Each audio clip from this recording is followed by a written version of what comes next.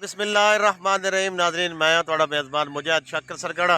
अज असी बस्ती इस्माइलाबाद नाई वाली बस्ती दे मौजूद हाँ।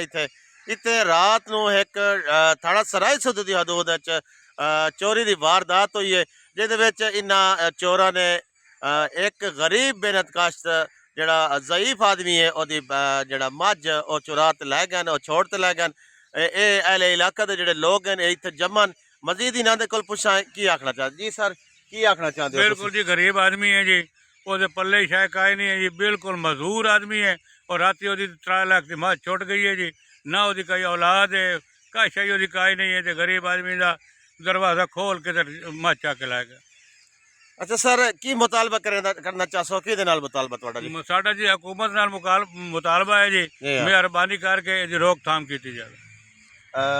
शबीर भाई, तुहाडा तुसीं की आखना चाहते हो? तुहाडा की मैसेज है जी हुकूमत वास्ते? असें आना जी हुकूमत इस ते पाबंदी लावे, चोरी डकैती जिहड़ी है खत्म की जावे। जी बिल्कुल, तुसां अहले इलाका की गल सुनी। इन्हां दा आखना है कि आए रोज़ जिहड़ी चोरी डकैती की वारदातां होंदियां पैन इत्थे, इन्हां नूं तशवीश है। इन्हां दा हुकूमत वक्त नूं मुतालबा है, DPO खानेवाल नूं मुतालबा है कि खुदारा मेहरबानी करके इन्हां दे हाल ते रहम किया जाए। जिहड़ा चोरी डकैती की जिहड़ी वारदात है इस ते कंट्रोल किया जाए जी।